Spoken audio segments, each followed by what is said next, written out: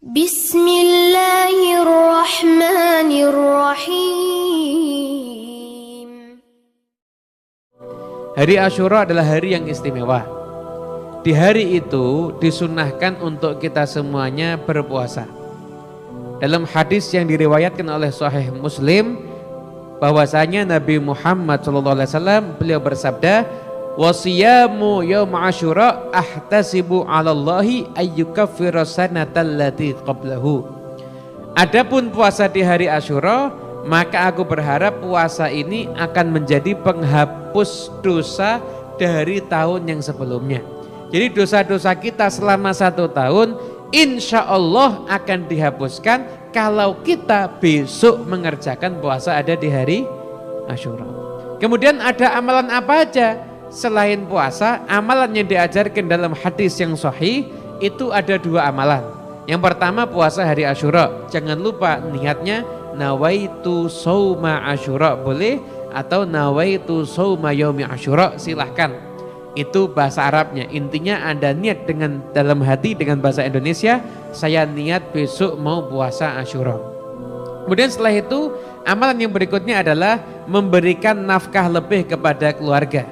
Dalam hadis diriwayatkan oleh Imam At-Tabrani bahwasanya Rasulullah SAW bersabda, "Man wassa'a 'ala 'iyalihi yauma Asyura lam yazal fi sa'atin sa'ira sanatih." Barang siapa yang memberikan nafkah lebih kepada keluarganya di hari Asyura, maka sepanjang tahun insya Allah dia akan diberikan kelonggaran rezeki oleh Allah Subhanahu wa ta'ala. Apa yang dimaksud memberikan nafkah lebih kepada keluarga? Kalau Anda biasanya ngasih uang belanja cukup untuk beli tempe tahu terong, besok hari Asyura keluarga Anda sarapannya itu harus enak. Kalau misalkan puasa semua, ya nanti buka puasanya harus yang enak. Anda kasih hadiah nggak ada masalah. Istri-istri silahkan disenangkan nih para suaminya ya. Senangkan istri Anda masing-masing kasih uang belanja, nggak usah banyak-banyak, 100 juta cukup. Kalau mampu ya, kalau nggak mampu ya di bawahnya itu.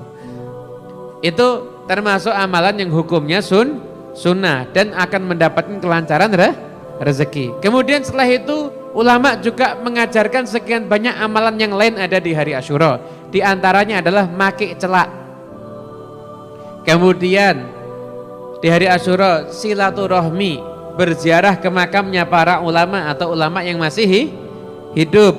Kemudian setelah itu mengusap kepala anak yatim. Nah, sering kita dapati di hari Asyura itu banyak sekali santunan anak yatim. Masya Allah, menyenangkan anak yatim itu pahalanya luar biasa. Bahkan mengusap kepala anak yatim juga pahalanya luar biasa. Dalam hadis yang diriwayatkan oleh Imam Ahmad, Rasulullah SAW bersabda, barang siapa mengusap kepalanya anak yatim, dia niatnya karena Allah, ngusapnya itu berarti benar-benar sayang, maka setiap rambut yang dilewati di situ dia mendapatkan pahala dari Allah Subhanahu wa ta'ala. Tapi yang dimaksud ngusap itu bukan hanya sekedar ngusap. Ya, kadang-kadang mohon maaf ini ya, satu kampung semuanya ngusap tapi nggak ada yang nyumbang. Ini anak yatim rambutnya rontok semua nanti. Jadi ngusap kemudian ngasih hadiah. Ngusap itu tandanya cinta dan tandanya sayang kepada anak yatim. Dalam syarah Riyadhus Shalihin Dalilul Falihin, ketika Nabi Muhammad SAW akan masuk surga, ada seorang perempuan hampir-hampir mendahului Nabi masuk surga. Nabi heran, ini perempuan hebat bener. Amalnya apa? Amalnya ngurusin anak yatim. Amalnya itu ngurus anak yatim. Nah, untuk siapapun yang buat santunan anak yatim, mengusap kepala anak yatim, silahkan, bagus. Namun saran dari saya, Anda kalau mau buat acara santunan anak yatim, Anda harus perhatikan benar. Kalau Anda memang mau ngasihnya hanya anak yatim yang sesuai dengan syariat adalah anak yang ditinggal mati sama bapak dan belum balik. Namanya anak yatim. Tapi nyatanya saat ini santunan-santunan itu bukan cuma anak yatim, anak yang tidak mampu juga dimasukkan. Kalau Anda bilangnya ketika minta santunan itu untuk anak yatim, nggak boleh masukkan yang bukan yatim. Dan yatim itu nggak mesti miskin, anak yatim yang kaya juga ada. Makanya kalau Anda mau buat santunan anak yatim, Anda bilangnya begini, santunan untuk anak yatim dan tidak mampu. Jadi kalau yang datang ternyata bukan yatim, Anda nggak dosa. Kadang-kadang mohon maaf, ada anak ditinggal minggat sama bapaknya dibilang yatim. Itu bukan anak yatim, memang bapaknya kurang ajar. Anaknya terlantar, tapi itu namanya bukan anak yatim. Anak yatim itu ditinggal mati bapak dalam keadaan anak itu ketika disantuni itu dalam keadaan belum balik. Jadi ngusap kepala anak yatim fadilahnya luar biasa, nyumbang anak yatim dan menjadi kafil anak yatim. Dan Nabi, saya dan kafilnya anak yatim yang ngurusin anak yatim itu gandeng. Nabi sampai menggandengkan dua jarinya, gandeng nanti di surga. Masya Allah luar biasa.